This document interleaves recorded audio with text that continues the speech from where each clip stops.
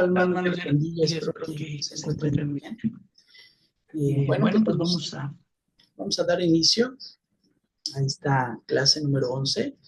Damos gracias a Dios, ¿verdad?, por la oportunidad que nos da. Y bueno, pues hubiera sido muy placentero haberlo compartido, ¿verdad?, de una manera, en tiempo, ¿verdad?, en tiempo real. Pero bueno, gracias a Dios que nos da la oportunidad también de acompañar a un hermano en el que pues vamos a acompañarlo a visitar una de las iglesias. Y bueno, pues es gozo, ¿verdad? También es un privilegio. Pero bueno, pues vamos a continuar de esta forma, ya que pues ahorita, en este tiempo, ¿verdad? En el tiempo de la clase, pues estaremos en viaje.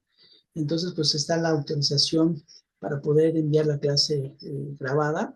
Realmente, pues lo que se pretende es de que no dejen ustedes de tener sus clases, pero primeramente Dios, eh, ya pasando el Congreso de Dulos, entonces ya estaremos transmitiendo nuevamente las clases en tiempo real, ¿verdad? En nuestro horario pues, cotidiano del instituto a las 10 de la mañana. Pero por el momento, pues vamos a dar gracias a Dios, gracias por la tecnología, ¿verdad? Que también es de mucha utilidad, siempre y cuando pues, se use de una manera correcta. Vamos a orar, hermanos. Padre, te damos gracias porque eres bueno, tu misericordia es grande. Queremos ponernos en tus manos, Señor, para poder obtener la sabiduría, obtener la inteligencia, obtener la revelación, obtener también que tú nos permitas tener el entendimiento de tu palabra. Ayúdanos y ayúdame a mí, Señor, a exponer esta clase de una manera entendible, de una manera que puedan comprender mis hermanos, que puedan también ellos tener pues esa recepción, ¿verdad?, en sus corazones y a mí pues transmitirlo, Padre. Te doy gracias por tu misericordia y queda en tus manos para gloria tuya. En el nombre de Jesús. Amén. Bien, hermanos, pues vamos a dar inicio. Tal vez se hagan en dos partes como la vez pasada, pues ya que solamente por medio de mi el personal, ¿verdad? El Zoom personal, pues solamente son 40 minutos que me permite. Bien, pues vamos a dar inicio a la clase número 11. Continuamos con el Evangelio de Juan, el Hijo de Dios, pero en esta ocasión, pues es la segunda parte. Y bueno, pues vamos a continuar, vamos a ver el propósito. Veamos el propósito de Juan. Juan tenía dos fines, ¿verdad?, en mente cuando escribió este evangelio. Él tenía dos fines, dos propósitos. Uno de ellos es probar que Jesucristo es el Hijo de Dios. Él quería probarlo, quería verdaderamente que lo entendieran, que Jesucristo es el Hijo de Dios. Y el punto número 2 es invitar a la gente a creer en Él y ser salva. Eso es lo que escribe Juan en su evangelio. Hizo además Jesús muchas otras señales en presencia de sus discípulos, las cuales no están escritas en este libro, pero estas se han escrito para que creáis que Jesús es el Cristo, el Hijo de Dios, y para que creyendo tengáis vida en su nombre. Entonces, este es el propósito de Juan. Vamos a ver la evidencia que Juan presenta para probar que Jesús es el Hijo de Dios, que pues sí, ¿verdad?, que Cristo es el Hijo de Dios. Quiere él tener presentes esas evidencias para probarlo, ¿verdad?, que es el Cristo y es el Hijo de Dios. Veamos. Entonces, inciso A, los milagros que Jesús realizó. Eso es lo que él presenta, ¿verdad? Los milagros de Jesús. Presenta las palabras que Jesús habló, las palabras que él da y el testimonio de los testigos que conocieron a Jesús. Esas son evidencias que Juan presenta para probar este hecho. Otras razones de Juan para escribir su evangelio, esas las dos anteriores fueron las principales, digámoslo así, y las otras razones, bueno, pues es refutar las herejías del gnosticismo y el docetismo. Esas son otras de las razones. Vamos a ver más adelante estas doctrinas o estas enseñanzas. Ambas cosas pues atacaban la humanidad de Cristo y el hecho de que Jesús era tanto Dios como hombre. Ahorita lo vamos a ir analizando. Bueno, el gnosticismo viene de la palabra gnosis, ¿verdad? Gnosis, que quiere decir conocimiento. Esta ideología, hermanos, supone que la salvación, pues es espiritual, ¿verdad? Obviamente, pero por medio de un conocimiento que solo saben algunos, sin importar la fe ni las obras por medio de la fe. Eso es algo de lo que enseña esta ideología. También se enseñaba que el cuerpo no tenía importancia, ¿verdad? No tenía alguna repercusión por lo que hiciera, o no tenía alguna importancia moral. Es decir, que el cuerpo era inherentemente pecador, pero el espíritu no podía ser contaminado jamás. Eso es lo que enseña esta filosofía, esta herejía. La enseñanza de esta doctrina es de que el cuerpo es malo, pero por lo tanto, ¿verdad? Debe ser castigado. O sea, es malo, este cuerpo es pecador y tiene que ser castigado. Y solo de esa manera es posible liberar al espíritu de sus cadenas que viven atrapado, ¿verdad? En esta materia, en este cuerpo. Entonces, esta razón ellos tenían en que pues no, digamos lo que ellos decían, ¿sabes qué? Pues sí, sí es este cuerpo, este cuerpo es un pecador, es un corrupto, pero puede pecar, puede hacer cuanto él quiera, pues es un cuerpo corrupto, pero el espíritu jamás se va a contaminar. Es más, el espíritu está atrapado en este cuerpo, en el momento que este cuerpo deje de existir, pues entonces van a ser liberadas las cadenas que atan, ¿verdad?, al espíritu al cuerpo, y él va a ascender, ¿verdad? Va a tener su salvación segura. Esa era esa doctrina. Entonces, esta doctrina en la iglesia atacaba la verdad de la encarnación de Jesús, por el simple hecho, ¿verdad?, de que, pues no, el cuerpo es pecador. Entonces Jesús no pudo haberse encarnado y habitar en un cuerpo, pues, corrupto, ¿verdad? Entonces, vemos también el docetismo. El docetismo, pues sí, ¿verdad? También eh, atacaba la verdad de la encarnación de Jesús, pero en esta parte es algo, es distinto, ¿verdad? También es una herejía, pero es distinto. Docetismo viene de la palabra doqueo, que es parecer. Eso es lo que significa docetismo, parecer.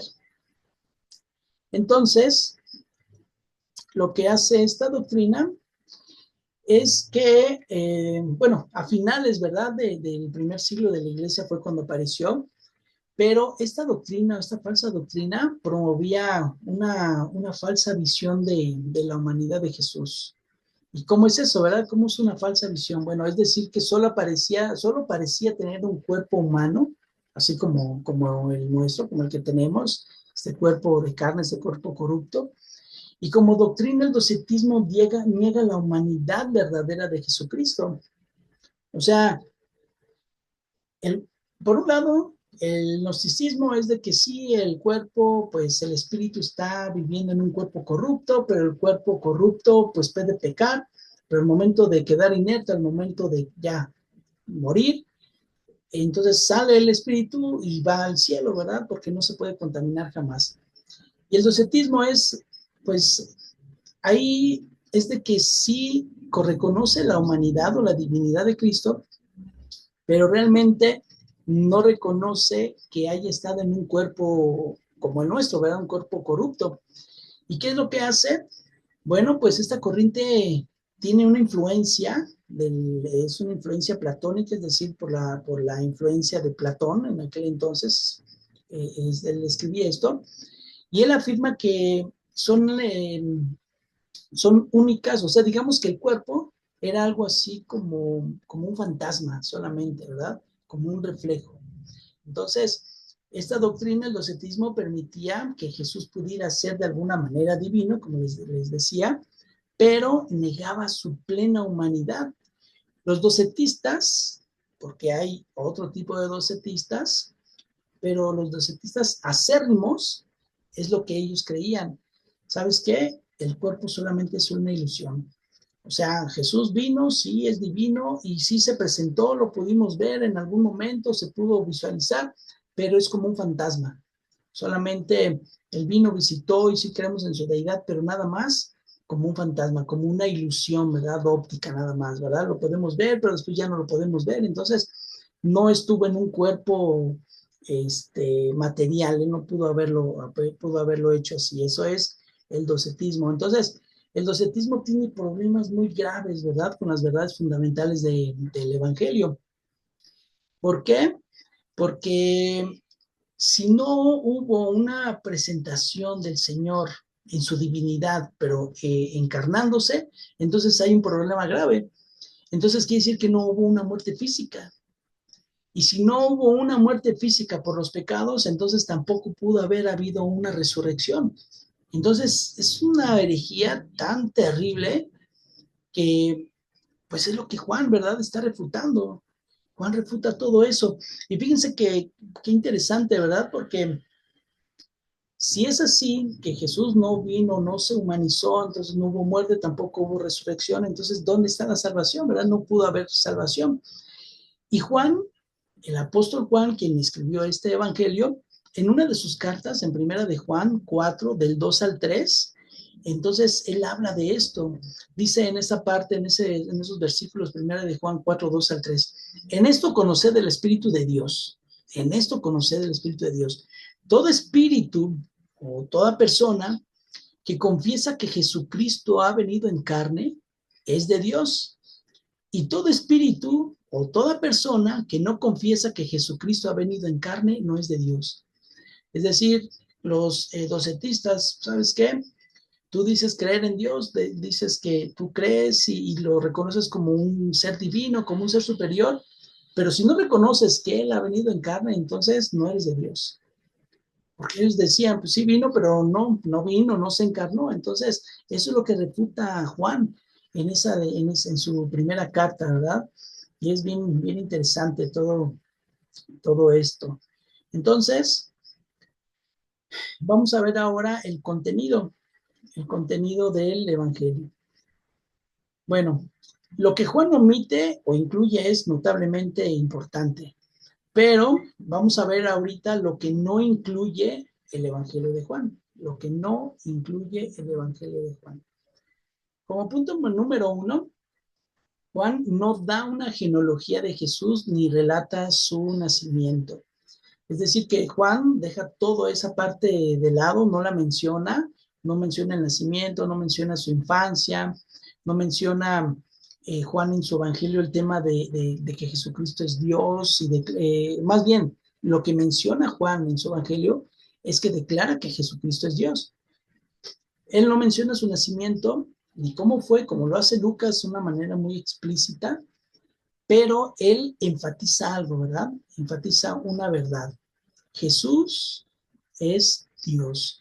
Y así lo declara en Juan 1:1. En el principio era el verbo y el verbo era con Dios y el verbo era Dios. Entonces, eso es lo primero que hace Juan. No da la genealogía, pero sí enfatiza la deidad de Jesucristo. Tampoco registra el bautismo de Jesús. Tampoco lo hace como lo hacen los otros evangelios, ¿verdad? El bautismo del Señor Jesucristo.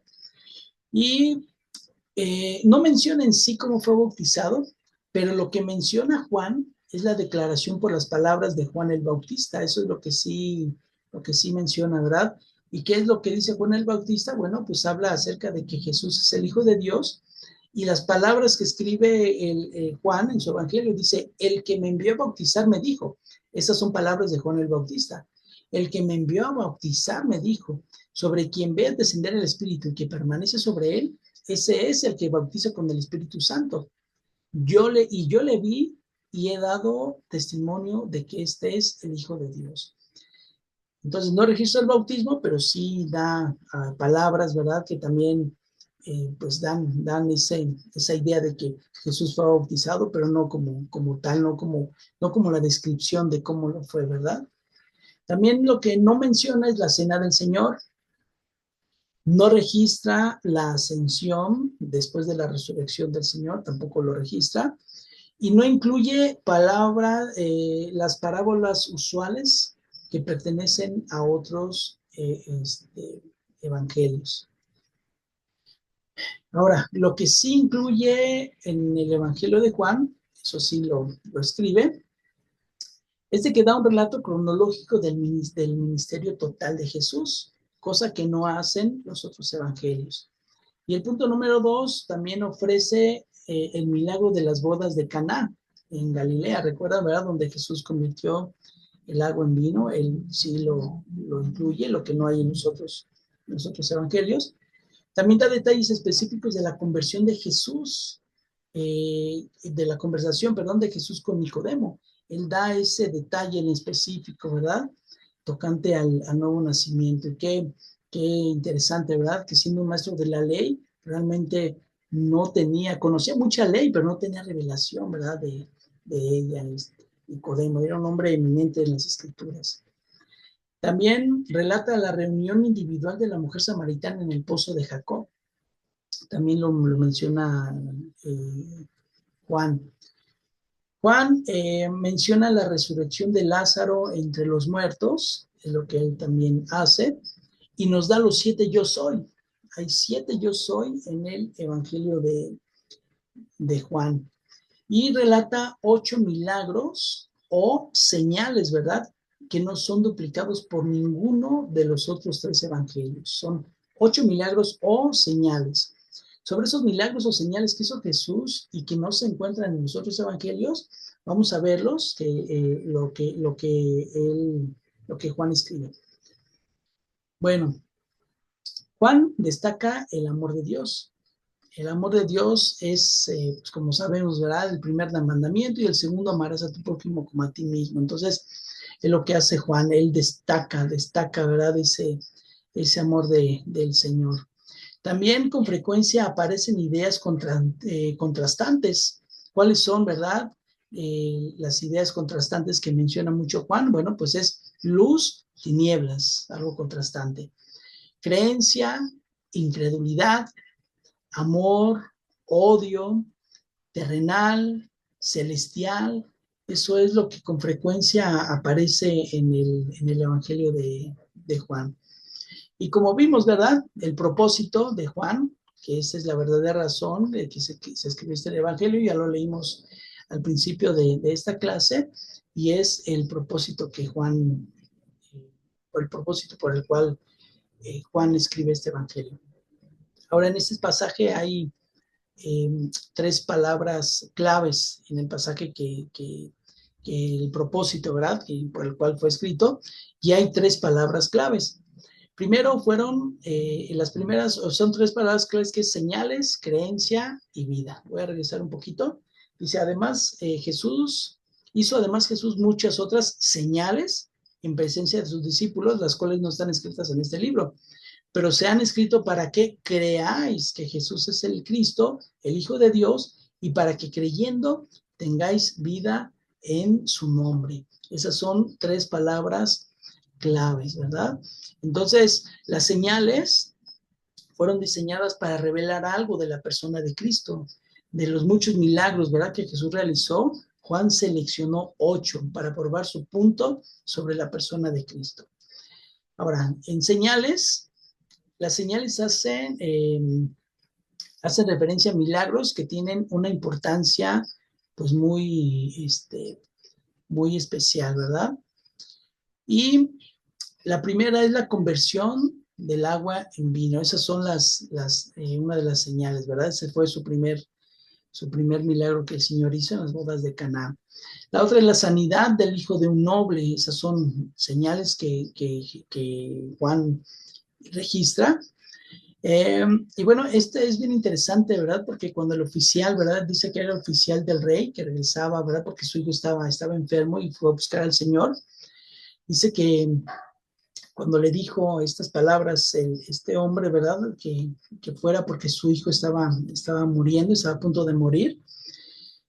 Lo interesante de este milagro es que Jesús le dijo al oficial, ¿verdad? Del rey que regresara porque su hijo estaba vivo.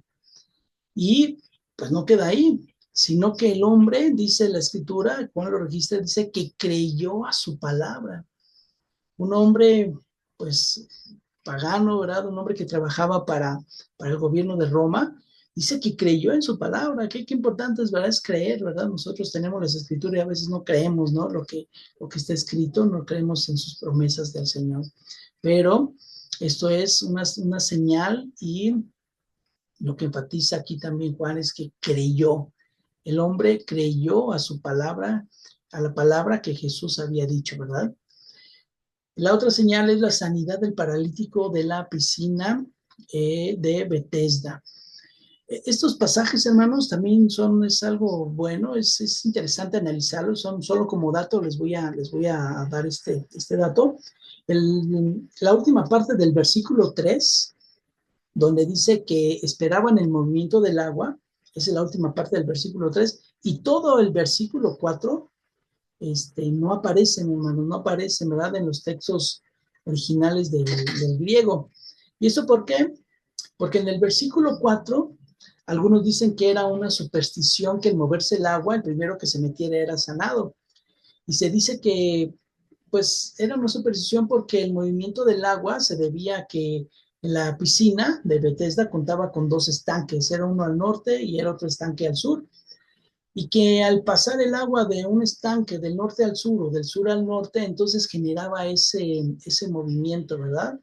Hacía ese movimiento, y era una superstición de ese entonces o de esas personas que cuando había el movimiento decían, pues ya descendió el ángel del Señor y ahora pues el agua tiene poder milagroso y el primero que se meta pues recibirá esta sanidad. Entonces, por eso no aparecen y no aparecen. Entonces todo lo veían como una superstición de que el ángel era el que iba y agitaba el agua. Ahora, esos son dos enfoques distintos, el por qué unos sí aparecen y por qué en otros escritos no aparecen. ¿Y por qué son dos enfoques distintos? Son enfoques distintos en la reconstrucción del griego original del Nuevo Testamento. Entonces, uno es textus receptus y el otro es texto crítico. Y como tarea número 1, vamos a investigar qué es un texto receptus y qué es un texto crítico. Esa es la tarea número 1. Ya después les voy a decir cuándo hay que entregarla y el correo, pues ya lo saben ustedes. Esa es la primera tarea. Investigar qué es el texto receptus y qué es el texto crítico. Bueno, pues vamos a ver ahora de las señales, también la multiplicación de los panes y los peces. Esta digamos que este escrito, hermanos, pues sí aparece también en los otros evangelios. O sea, esa es la que le llaman la alimentación de los 5,000. Aparece también en los evangelios sinópticos. Pero esta parte tiene un registro que no aparece en los otros. Y es bien interesante, hermanos, porque en el verso 8 del capítulo 6 dice que uno de sus discípulos, Andrés, hermano de Simón Pedro, le dijo: aquí está un muchacho que tiene 5 panes de cebada y 2 peces más. ¿Qué es esto para tanto? Eso es lo que incluye esta parte, ¿verdad? De la multiplicación de los panes y de los peces en el Evangelio de Juan. Pero sí, esto está registrado en los Evangelios sinópticos. En el punto número 5, las señales también lo presenta Juan como también el hecho de que Jesús camina sobre el agua. Juan registra pues este hecho cuando Jesús, ¿verdad?, camina sobre el mar de Galilea para llegar a sus discípulos quienes se encontraban en la barca. Y Juan lo incluye en su evangelio. También incluye la sanidad del ciego de nacimiento. El milagro del ciego de nacimiento, hermanos, provoca también a veces una grande controversia más bien provoca una grande controversia entre los fariseos, ¿verdad? A tal grado que una vez sanado el ciego, mandaron llamar a sus papás, recuerdan, ¿verdad?, este hecho. Y ellos quieren investigar si él verdaderamente era ciego o no era ciego. Y los padres les dicen, pues sí, sabemos que es nuestro hijo y sabemos que era ciego. ¿Quién lo sanó? No lo sabemos. Y ellos insistían, ¿verdad?, de una manera, pues para querer tener armas, ¿verdad?, para poder, pues, apresar, ¿verdad?, al Señor Jesús. Y pues el hecho, ¿verdad?, de esto es que a final de cuentas dicen los padres, pues edad tiene, ¿verdad? Pregúntenle a él, pues él tiene la edad suficiente para responderles. Pero esto lo hacían ellos también de la finalidad, ¿verdad? Que si ellos confesaban que era Jesús o fue Jesús el que los sanó, pues lo iban a expulsar de la sinagoga. Entonces, pues él prefirió, ¿verdad?, mejor callar y, ay, quizá haga bolas mi hijo, pero él que responda, ¿verdad? Entonces, pues este es el hecho de la sanidad del ciego de nacimiento. También la resurrección de Lázaro de entre los muertos. Este milagro de la resurrección fue un milagro muy poderoso, ¿verdad? El cual se considera una señal de la divinidad de Jesús, el haber resucitado a Lázaro de entre los muertos. Y el número 8 es la pesca milagrosa. Vemos que los primeros 7 milagros que realizó Jesús, los realizó durante su ministerio activo, ¿verdad? Para resaltar sus afirmaciones. Pero ese último milagro de la pesca milagrosa, esta señal más bien, ¿verdad? De la pesca milagrosa, pues esto fue ya después, ¿verdad? De su resurrección. Es así como lo registra Juan, ¿verdad? Después de la resurrección fue la pesca milagrosa. De estos 8 milagros, 5 son exclusivos de Juan, 5 exclusivos que en ningún otro hay. Y la conversión del agua en vino, la sanidad del hijo del noble, la sanidad del hombre junto al estanque, la sanidad del ciego de nacimiento y la resurrección de Lázaro, esos son exclusivos del evangelio de Juan. Y así como los milagros producían fe, ¿verdad? En los que los presenciaban, pues era un hecho, ¿verdad? Veían el milagro y producían esa fe en la audiencia, ¿verdad? Que estaba ahí. Y pues así también, ¿verdad? Juan confía, ¿verdad?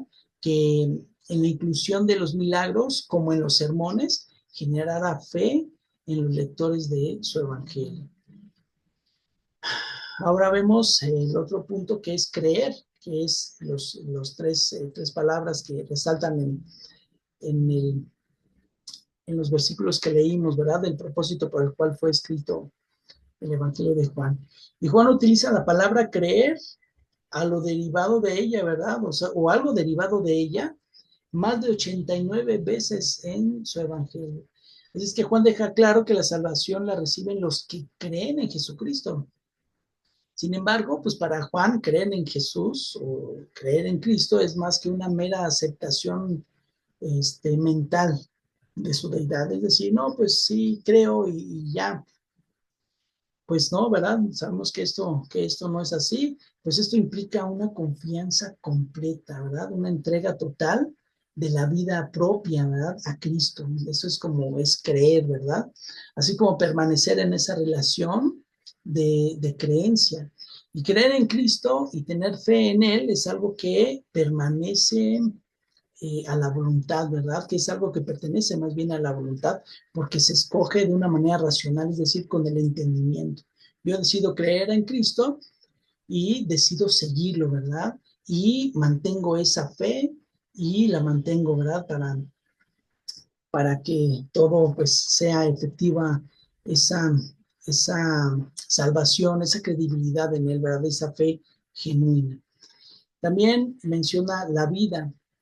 La manera de utilizar vida indica que los que creen en Cristo son partícipes de esa vida misma, es decir, yo creo en la vida que Jesús da después de esta muerte, ¿verdad? Una vida eterna. Para Juan, pues la vida era parte era suma importancia, ¿verdad? Y la vida era la suma total de todo lo que le imparte al creyente en su salvación. Esto implica una regeneración personal y vivencial en la vida misma, en este mundo, y la promesa de una vida eterna de aquí en adelante. Es decir, ya vivimos con la seguridad de una vida eterna cuando creemos, ¿verdad? Que Jesús, por medio de Jesús podemos tener vida eterna, podemos tener esa salvación y esa vida eterna. Entonces, desde aquí, ¿verdad? Desde aquí esta promesa ya la gozamos nosotros. Y esto, pues es lo que resalta en este propósito, ¿verdad? Por lo tanto, estas tres palabras permiten una organización lógica, digámoslo así, del Evangelio, ¿verdad? Tal así como lo está narrando Juan. Ahora, las señales son la revelación de Dios al hombre pecador. La creencia es la respuesta del hombre pecador a la revelación de Dios. Y la vida es el resultado que produce el creer. Las señales son la revelación de Dios al hombre pecador. La creencia es la respuesta del hombre pecador a la revelación de Dios. Y la vida es el resultado que produce el creer. Entonces, pues qué interesante, ¿verdad? Este evangelio. Ahora, de los 4 evangelios, Juan es el que más enfatiza la deidad de Cristo, a registrar aquello que Jesús afirmó de sí mismo. Esto es lo que enfatiza. Ahora vemos que lo que él habla dice, antes que Abraham fuera, yo soy. Esto, hermanos, antes de que Abraham fuera, yo soy, al afirmar esto Jesús, la gente supo, ¿verdad? Lo sabía, lo entendía, que estaba reclamando para sí el mismo nombre de Dios, ¿verdad? O sea, se estaba haciendo Dios mismo, ¿verdad? Que le fue, pues que le fue, así como le fue revelado, ¿verdad? A Moisés en la zarza ardiente, ¿verdad? Se reveló él diciendo que era el yo soy, ¿verdad? Así también él lo hace, ¿verdad? Antes que Abraham fuera antes de que Abraham fuera, yo soy. Es decir, él se estaba dando a conocer, a revelar que él es Dios mismo. Ahora, Cristo era y es el eterno yo soy. Esa es una serie de afirmaciones que Jesús extendió, ¿verdad? Esta afirmación al decirlo, ¿verdad? Yo soy, el yo soy. Ya lo vimos, ¿verdad? Que 7 veces afirma el yo soy. Ahora, punto número 1, él también dice, yo soy el pan de vida. Él dice, soy la luz del mundo, soy la puerta, soy el buen pastor, soy la resurrección y la vida, soy el camino y la verdad y la vida. Y qué importante es enfatizar esto, hermano, porque muchas veces decimos, Jesús es el camino, la verdad y la vida, pero no realmente lo que está haciendo aquí o lo que está escrito en sí es, soy el camino, es lo que dice Jesús, y la verdad y la vida. Es decir, él está afirmando que no hay otro camino, no hay otra verdad y no hay otra vida. También él dice, soy la vid verdadera. Eso es también lo que está registrado en el Evangelio de Juan. Y pues en el Evangelio de Juan, los capítulos del 13 al 17 son importantes para los cristianos de todos los tiempos. Vamos a analizar en el capítulo 13, nos da la escena de la última cena y es la última lección, ¿verdad? Donde Jesús lavó los pies de sus discípulos. Entonces, qué gran enseñanza, ¿verdad? Nos da aquí también por medio de Juan, el capítulo 13, que pues nos indica, ¿verdad? Nos dice que el creador del universo actúa en esa humildad, ¿verdad? El rey del universo lavando los pies de sus discípulos, y también registra la traición de Judas en ese mismo capítulo 13, y aún a sabiendas, ¿verdad? Que Judas lo va a traicionar, el Señor le lava los pies, ¿verdad? En un acto de humildad, ¿verdad? Entonces, esto que enseña, ¿verdad? También el Señor pues no jamás guardó rencor sobre nadie. El capítulo 14, Jesús, el camino al Padre y la promesa al Espíritu Santo. Jesús se da a conocer que Él es el único camino al Padre, que no hay otros caminos, sino solo Él, y Él es, el único camino es Jesucristo. Además afirma que el que ama a Cristo guarda sus mandamientos y el ascender, ¿verdad? Que al ascender al Padre no dejaría sola a su iglesia, sino que rogaría al Padre y daría otro consolador, que es el Espíritu Santo, quien nos recordaría esas mismas palabras de Jesús. Bueno, hermanos, vamos a cortar, se va a terminar este tiempo y vamos a reanudar la enseñanza, hermanos.